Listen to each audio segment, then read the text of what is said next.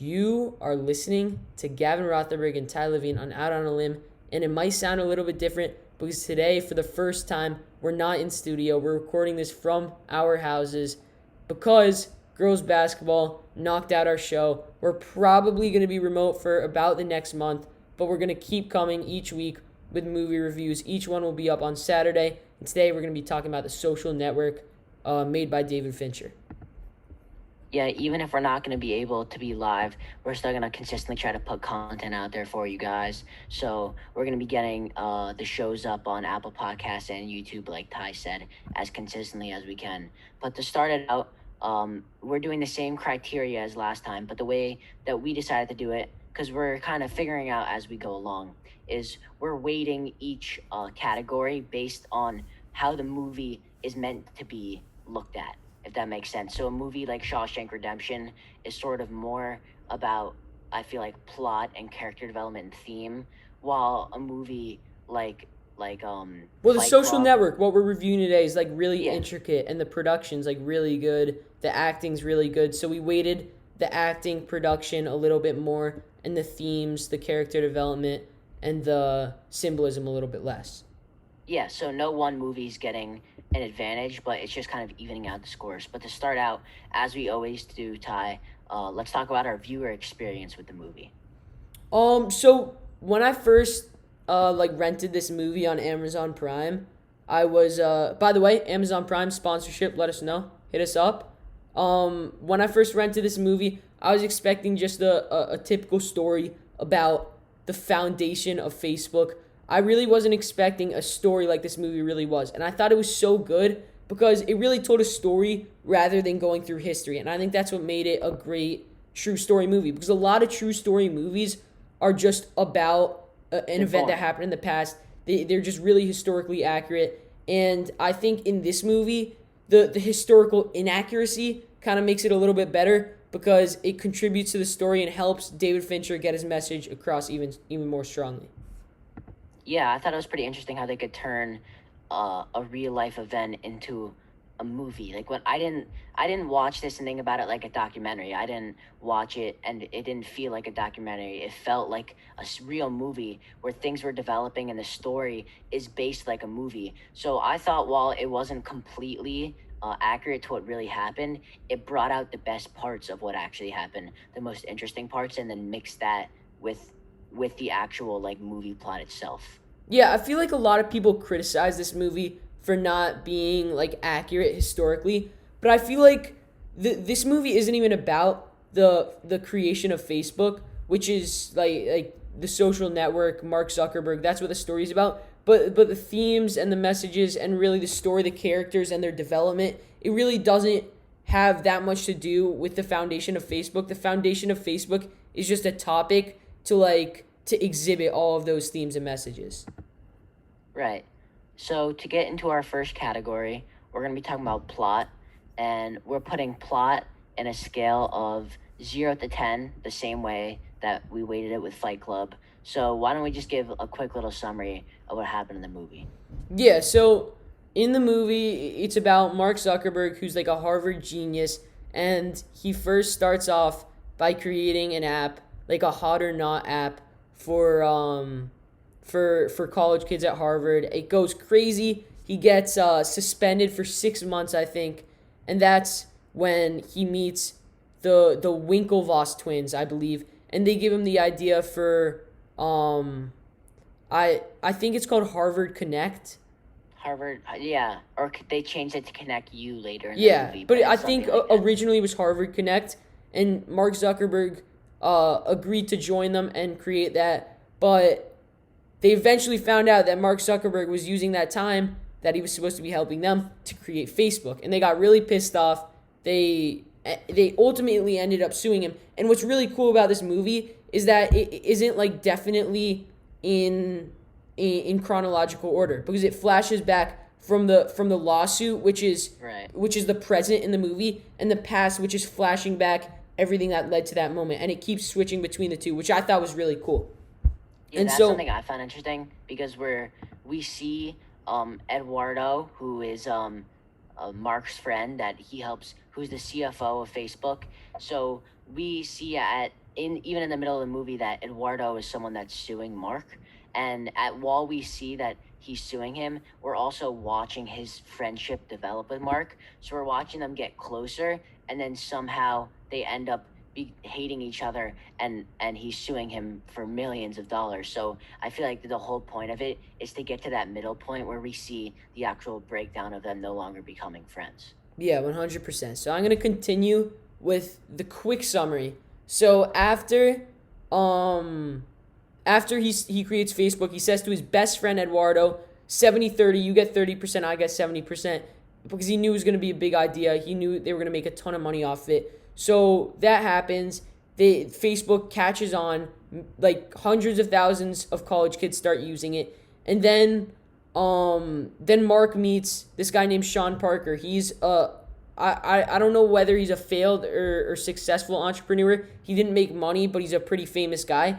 And this dude gets in Mark's head. Like, he really inspires him, and Mark starts listening to him for ideas about the company. Eduardo gets really, really pissed off at him, and that kind of ruins that friendship with Eduardo. He gives Sean Parker, he gives him equity in the company, and he eventually just totally ruins that relationship with Eduardo because of Sean, and he makes Eduardo sign this agreement that ultimately makes him lose all his shares in the company, or almost all of them. He pretty much has nothing left once they all dissolve because the company went public. I don't want to get into the details. It's not that important, but the movie ends with Eduardo getting really pissed, chucking Mark's computer at the ground, and then the lawsuit, and Mark finally adding back his girlfriend on Facebook, who originally broke up with him at the beginning of the movie for being an asshole. Right. So I thought the plot altogether it was solid. That's the one word I'd put it. It was solid. It was a solid plot. It wasn't anything super special. Like, I don't think it was on the level of like a Shawshank plot or a Fight Club plot with the plot twists. It doesn't really have that.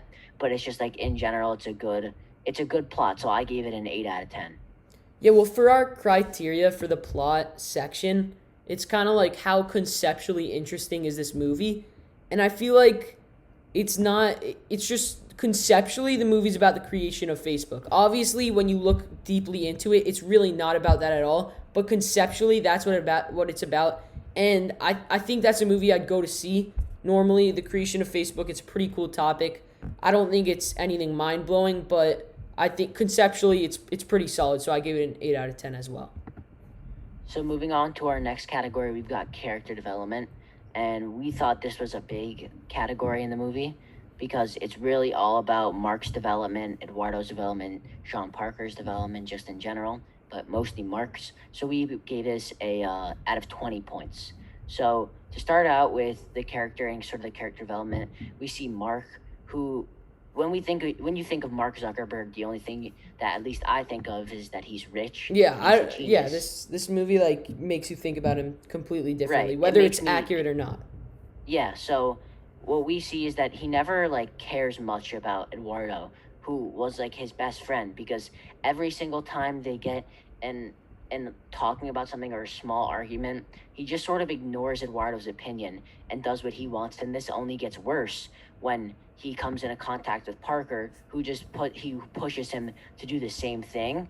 So, like, it's interesting to see how Mark develops in the end when he's in court against Eduardo, about how even after everything that's happened, he realizes that he kind of did him wrong and he feels bad. So when they're talking about the chicken, about the animal abuse thing, they say that Mark actually defended him, even though Eduardo's suing him for millions of dollars.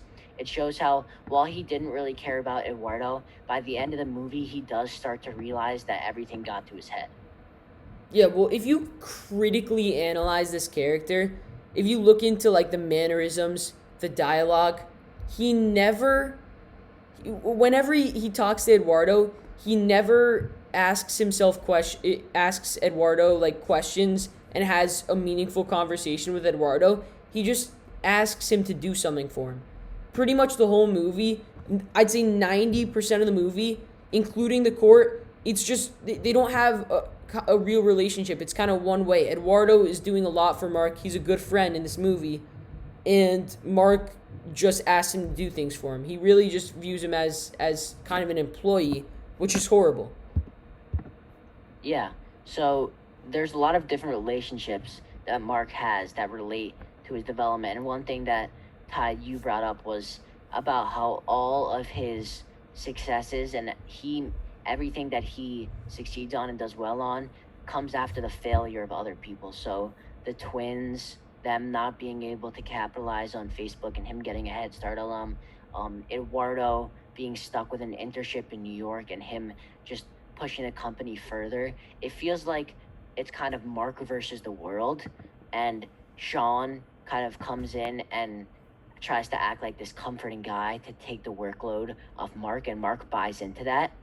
And I think by the end, Mark realizes that he did the wrong thing. But what we see throughout the entire movie is that Mark is constantly doing well after others are failing, and he doesn't seem to be aware of it. Yeah, 100%. I feel like Mark is really such an intricate character. Like throughout the movie, I mean, he really changes at in the last like 15 minutes of the movie. We haven't gotten to that part yet. We will in a couple seconds. But for the first 90% of the movie, he has such a big ego. Whenever he's insulted, he like responds with something that makes him feel superior to the person he's talking to. So there's a scene where Eduardo's lawyer asks him, "Mr. Zuckerberg, do I have your full attention?" And he says, "Well, since I'm under oath and I need to answer this completely honestly, no, like you really don't matter to me." And he really just puts people down to reassure in his mind that he's superior and that he is powerful. Yeah, and honestly, when I was watching it though, I felt like he was superior. I think well, we're gonna talk about acting next, but Jesse Eisenberg does such a good job of just sounding like so smart and so intricate, if that makes sense. Like he always has the right response. That's how I would put it. So no matter what, so someone gets him on like something he used to do, he has a perfect, clever response to shut them down. And I feel like he tries to buy into that himself. And one character that I want to talk about is was she a lawyer? The one that talked to Mark and actually changed him. The one that was at all of Rashida his Jones, hearings. the Rashida Yes. Jones plays her. Yeah, Yeah, yeah, the she's one his that was lawyer. She's his lawyer.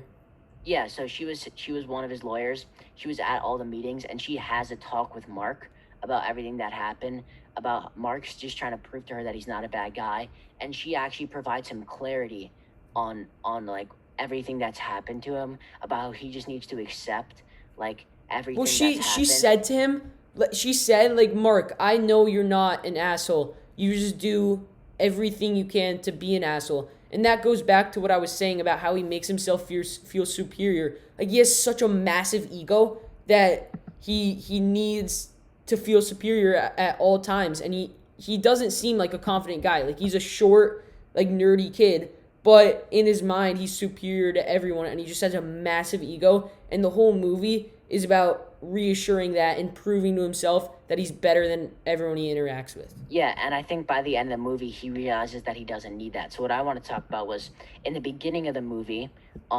he doesn't have confidence. He's talking about row crew, which is what the Winklevosses do, about how they're all bigger than him, they're all stronger than him. But he's trying to reassure himself that he's a genius, so he treats his girlfriend very, very badly and like brags about his 1600 SAT score, about how he's so smart because he's trying to reassure that he has a big ego.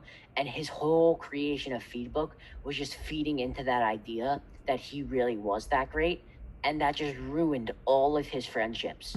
So it was interesting to see how he came that far, and all it took was is it Rashida Jones Ty? Rashida? Yeah, well, that's the actress's Yeah, name. right.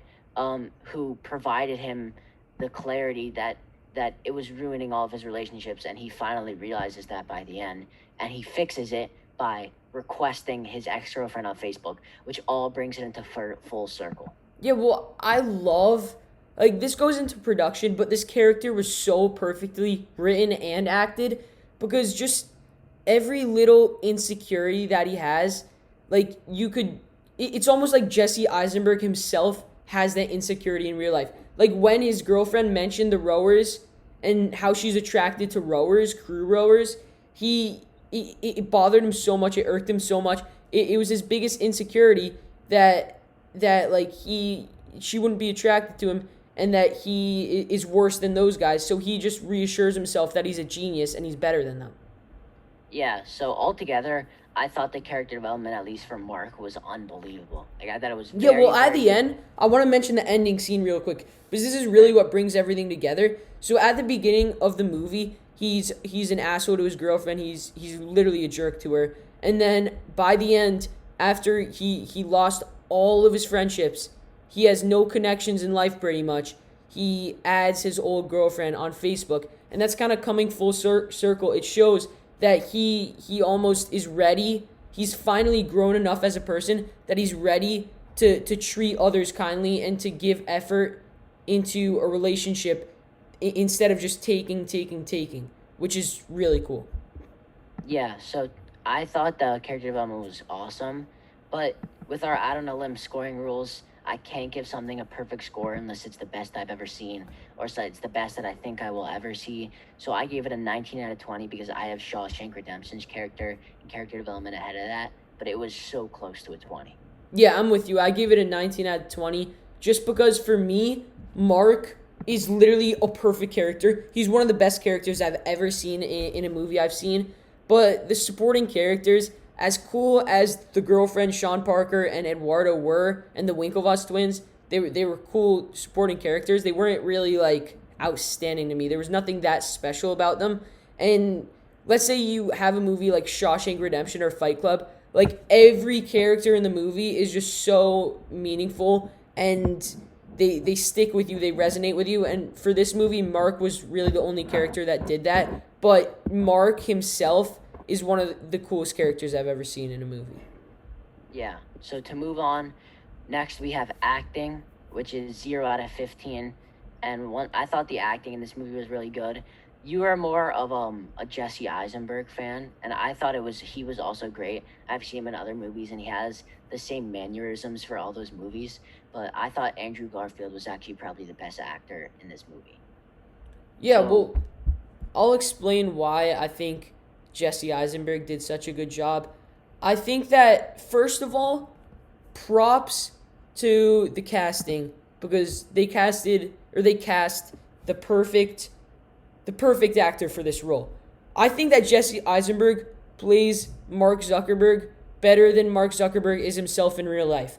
I really think that Jesse Eisenberg is the real Mark Zuckerberg. Like I don't care that there's a real Mark Zuckerberg. Jesse Eisenberg is way cooler and he just fits that perfectly. And when I think of Mark Zuckerberg now, I think of Jesse Eisenberg and I think he just played him perfectly. Like his mannerisms, the way that he moves around, the way that he talks, the way that he treats other people. I just think that Jesse Eisenberg could be Mark Zuckerberg in real life. He just yeah, played him so and well. we remember during his court case when Mark Zuckerberg was like making those weird movements, like everyone was calling Yeah, him like it's like he has alien. like he totally think he has ADHD and he's like really like he's kind of like I don't know in the Social Network it's almost like Jesse Eisenberg is like a little bit on the spectrum and he has like ADHD and he's really like fidgety and stuff and he has like lack of attention span and I think that's really good job by Jesse Eisenberg. I don't know if Mark Zuckerberg's like that in real life, but it like perfectly fit the role, those mannerisms. Yeah, I thought Eisenberg did a great job, but I thought Andrew Garfield might have had one of the greatest movie scene performances of all time. And it's a very viral scene, as we talked about a little bit before, when he finds out that they were diluting his shares. He goes outside, and the reason I thought it was so good is because it's meant that the character, his anger should be building up this much because he has a reason to be annoyed with his best friend Mark because he completely ditches him, doesn't tell him anything about the company, leaves him in New York, disregards that he quit his internship and still asks him about his internship like he still has it, and then just to find out that he just took him out of his $1 million business and that's your best friend, like he should be that mad. and I thought Andrew Garfield did such a good job of portraying that.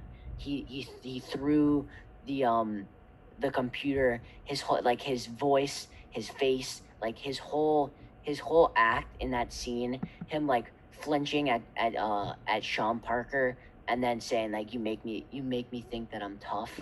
Like, I thought everything about that scene was just like a mic drop scene, and it was unbelievable. I think it was sick. I think Andrew Garfield did a really good job. And I think that Justin Timberlake, surprisingly, did a very good job as Sean Parker. I don't think it was that tough of a role. He was just like, he was what you'd imagine Sean A Parker to be cocky like. and confident guy. Yeah, he was like cocky, he was annoying. He was just, yeah, he did a good job. So for that reason, I'm gonna give the acting a 14 out of 15. I literally think that Jesse Eisenberg had one of the best performances in a movie ever. I think like of recent movies, 21st century movies, that has to be a top 10 performance. I think it does. It has to be just because he plays the role so well, and it's just his real life personality. And he just fits it so perfectly. So for that reason, I give it a 14 out of 15. It doesn't rack up with like Joaquin Phoenix in the Joker, or my favorite performance from an actor ever, Daniel Day Lewis in There Will Be Blood, which we probably will eventually talk about that movie. But Jesse Eisenberg was really good. He's up there. So 14 out of 15 for me. Yeah, I'm with you. I gave it a 14 out of 15, maybe for a little bit of different reasons, because I was more of an Andrew Garfield fan there. But yeah, I'm with you. I also gave it a 14. So moving on to production and directing. So we're gonna include a little bit of historical accuracy, but this is more about the casting, as we talked about a little bit about the music, about the visuals, just in general, and like how the movie kind of like came together and looked.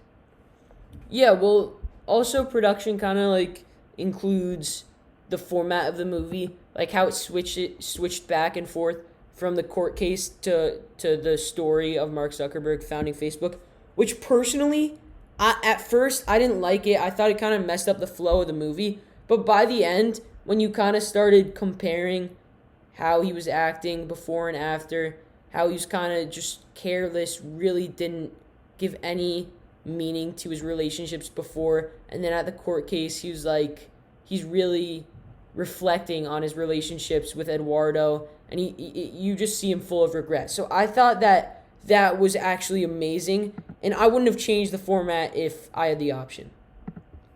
Yeah, I thought the format was pretty good too. Once again, I thought like the production and directing was like closer to mediocre compared to Fight Club and Shawshank. But in general, it was solid again, the same way that I rated the plot. They definitely chose casting very well, and but I feel like they didn't show like the visuals were solid, the music was solid, but like there wasn't a ton about the production that popped out to me. I I love the production and the directing because I think this movie is one of the more intricate movies I've ever seen. Just everything is almost perfect. Just every if you pick apart every little thing in this movie, which we're doing right now, you really don't find that many flaws except for the historical accuracy. But that's beside the point because this isn't really about the foundation of Facebook. It's more about the story of Mark Zuckerberg and Eduardo. And this movie does an amazing job doing that. The only thing that restricts me from giving this a 15 out of 15 is there's nothing that's just like I sticks with me like a song or something. Like in Fight Club, the song "Where's My Mind" at the end of it, that's still in my head. I watched that movie 3 weeks ago for the first time. It's one of the best songs I've ever heard in a movie, and it stuck with me. And the production really was amazing. It was flawless. I'd say it was flawless, the production, but it didn't do anything like exceeding the exceeding standards like Fight Club did. Yeah, I'm actually gonna take back a little bit what I said. There was one thing that I really liked about the production, and that was how the fast pace idea of everything. So, quite literally, Mark's life is like a blur. Everything goes by so fast. He goes from being a student at Harvard to a billionaire. He goes from a flashback within seconds, like being a billionaire, being a student, being in a lawsuit. And the whole kind of movie goes by super fast, the same way that Mark thinks and lives, the same way that Jesse Eisenberg talks in the movie. The whole like idea of the movie is just moving fast and going through things, and it takes a while, but at the end of the movie is when he slows down and realizes everything that's happened in his life. But I thought it was really good of the production to like make everything fast paced. So I gave it a 13 out of 15. I gave it a 14 out of 15. I never thought about that, but now that you like mention that, and now that I think back on the movie, like speed is so important. Like like in movies like Parasite, height is one of the things. Like height and architecture is one of the things that is really important. And in Social Network, David Fincher kind of plays with the speed, which now that I think about it is sick. It's really cool, and I think it fits the movie perfectly. But for that reason, I said I'm giving it a 14 out of 15. There's still not that extra thing that sticks with me, that'll stick with me for weeks, months, years. And for that reason, 14 out of 15. Not perfect, but really close. As close as it gets, actually. So for our next category, we've got symbolism. We only put this one at a 10 points because we feel like this movie didn't have a ton of actual symbols. I thought that the theme and the ideals, they focused on a little more than the symbols, but there still are some symbols. So not like a literal object symbol, but one of the symbols is about the idea of connection. So the Winklevosses thing is called like Harvard Connect or Connect You. It's all about students being able to connect with each other. And Mark throughout the whole movie never really connects with someone. He never really he has it at the beginning with his girlfriend, but he lets his jealousy and his self-esteem and ego get in the way of that, and he continues to do that throughout the entire movie. And Sean once again just makes him even more, give him an even bigger ego, which is just ruining his relationships even further. And we see at the end of the movie, we don't know if it was Mark or not, but we suspect that Mark called the cops so that Sean would get arrested and he would stop working with Mark. And we think that I kind of see that in the end he does connect, even if he doesn't actually reconnect with her if she never adds him back. But his whole way of connection was adding his girlfriend back on Facebook. Yeah, well, I say that connection is symbolism as well as production. Because if you think about the movie, the first word that comes to your mind is connection. Facebook connecting millions of people around the world. In fact, I think nowadays billions, over a billion Facebook users or something. It's something crazy like that. The movie's all about connection, but Mark Zuckerberg fails to connect with anyone. And it's all about a kid who can't make any genuine connections with people, connecting millions of people around the world. And it's kind of ironic, and I think it's cool how they emphasize the word connection a ton, but Mark has no true connections. Yeah, another symbol is sort of an angel devil thing. So Eduardo is sort of Mark's angel and Sean is his devil, and he's torn between the two, and he ends up picking the devil, and the angel comes back to haunt him with the lawsuit. So it's representing his struggle between the wealth and the power side versus the genuine relationships and the better and like even less money, even if it was less money, a more authentic life. And he ends up choosing Sean, which the thing that I liked about it is in a normal movie, the good guy should always win. But what I thought was interesting was how we learn the consequence of him picking the bad side, and I thought that actually was better. Yeah, I agree. I thought that was really cool. And so you kind of mentioned power and wealth versus authenticity in actual relationships. And I think that kind of transitions us really well to themes and messages. So to wrap symbolism up, I gave it a 7 out of 10. I didn't think it was a movie that needed to have a ton of symbolism. Like, Fight Club had so many symbols. Shawshank Super did symbolic. too. Yeah, like they're really symbolic movies. I think that definitely makes a movie better, but it doesn't totally sour my opinion on this movie that much. I think that aside from symbolism, the movie was so perfectly crafted. So I didn't want to punish it too much, so I give it a 7 out of 10. Yeah, I gave it one below you because I feel like I think that the movie kind of could have done a little bit more to symbolize, and I like symbols a lot because they're usually something that I don't get the first time that I watch it until I either rewatch it or rethink or watch something about it. So I'm a big symbol fan. So I gave it a 6 out of 10 because I feel like it had a little bit of a lack of symbols. Yeah, so we were just talking about power and wealth versus actual authentic relationships. And that's one of the biggest themes in this movie. They show the character of Mark. 90% of the movie, his main priority is wealth and power. He chooses Sean over Eduardo, his true friend. And he just does everything he can to be wealthy and powerful. And he thinks that will result in relationships. He thinks that he'll have true friends and people will like him more because of the wealth and power he has. But eventually, by the end of the movie, he realizes that that was his downfall, and that mentality ruined all the relationships that he had that he should have been thankful for. And I think it's the message of this movie is a lot about being thankful and appreciating your relationships and giving back what you take. And I think it was just really interesting, his development, the beginning and the end, and how it just shows that relationships and having people that care about you are worth more than any social status or any amount of money. And adding on to that, though, I feel like it also kind of shows the hospitality and sort of how harsh the business world can be. Being a CEO at such a young age, creating such a big company, sometimes it's necessary to take the side of the devil in order to succeed and grow your business. Because while Parker may have been a bad guy in the end, he did help Zuckerberg grow Facebook into a $1 billion company the way he said he would. And there's no guarantee that while Eduardo was a better friend, he would have done the same thing because he wanted to go a different route. So I think one of the directors, what he's trying to show is that there is no perfect solution in that world because people are always trying to take power away from you. They're always trying to take like what you want away from you.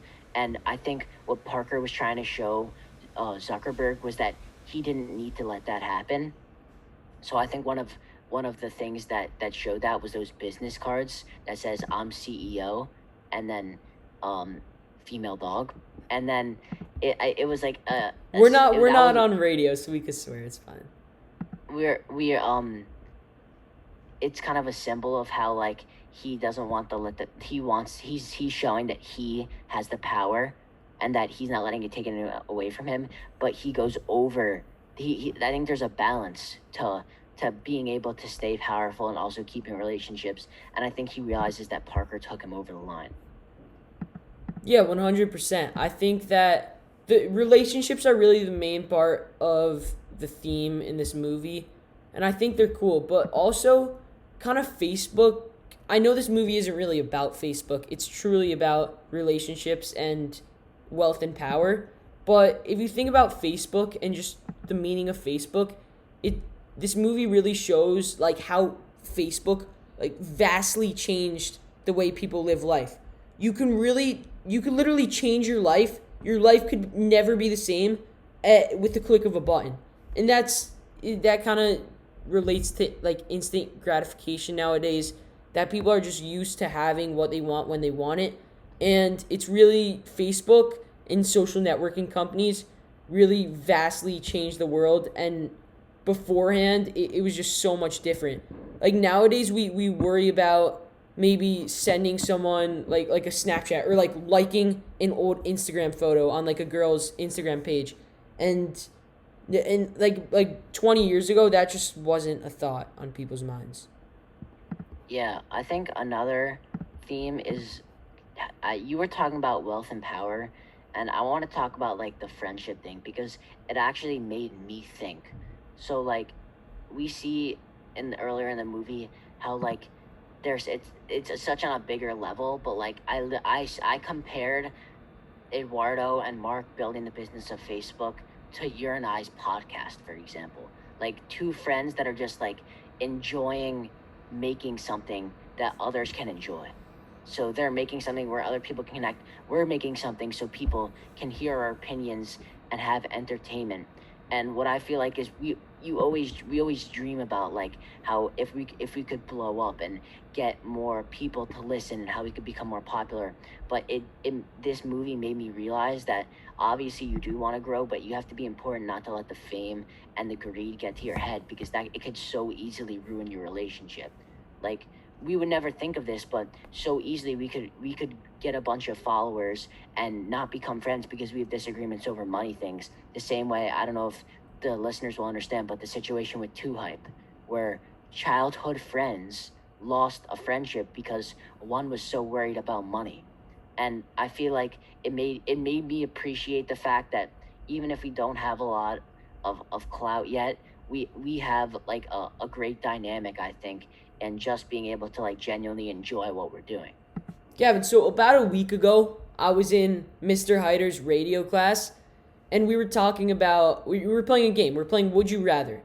And one of the questions that came up was, would you rather have 100,000 friends or one really meaningful friend that cares about you and you care about them? And most of the people answered like 100,000 friends. One friend isn't enough. But after watching this movie, I kind of I kind of just thought like one meaningful friend is worth more than a billion meaningless friends, because true like relationships are the most valuable currency in my opinion. Yeah, so it's a difference in currency, sort of like the difference between real money and relationship money. And I feel like your happiness and mental health means more than being at the top. And that's what this movie made me think. And that's why I thought the theme was actually pretty good. Yeah, I I thought the theme was good. I think that for me, I gave it a 25 out of 30, and that's really high for me. I feel like theme is the most important part of the movie, and it's hard to get even above a 20 just because theme to me is is really how this movie is going to change the way you live life. And I'd say this movie has taught me some things, and I'm going to live a little bit differently. I think it teaches you to really cherish your relationships, and that it might seem cool to make a decision to better yourself, but leaving others behind in the long run will really only just hurt yourself. Yeah, so one final message that I thought the author made was the the motive to differ yourself from everyone else. So we're talking about Mark's character, and his whole goal is to distinguish himself. And you look back at the first scene, and I actually texted Ty when I started watching, and I was like, I'm starting the movie. He was like, "Hey, the first scene is so good." I watched the first scene. I was like, it's not anything particular. And then I see the end of the movie and I realize that it all brings back full circle. So Mark is in the bar with his girlfriend, and I believe the first line of the movie is he says, "How do you distinguish yourself in a room full of people who all got 1600s on their SATs?" And he goes, "I'm the one that has the 1600." So immediately, the first thing that he does in the movie is try to prove to his girlfriend that he is a genius and that he distinguished himself because he got the 1600. But the whole movie, he's just trying to prove that to himself.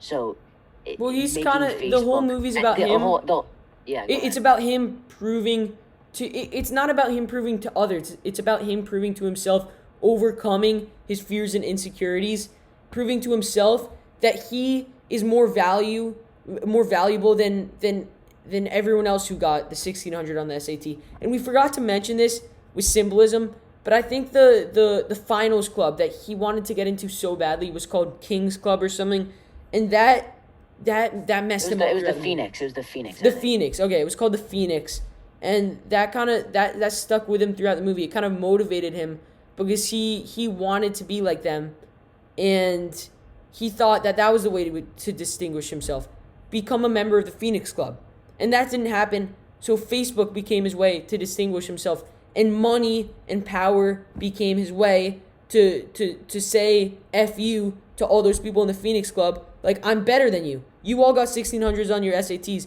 You're all super smart, but I'm a millionaire and I have tons of friend. Well, you can't see me do like the parenthesis or the whatever, but friends, which weren't actually friends, but I have all this power, all these friends, all these girls, and that to him was the way to distinguish himself.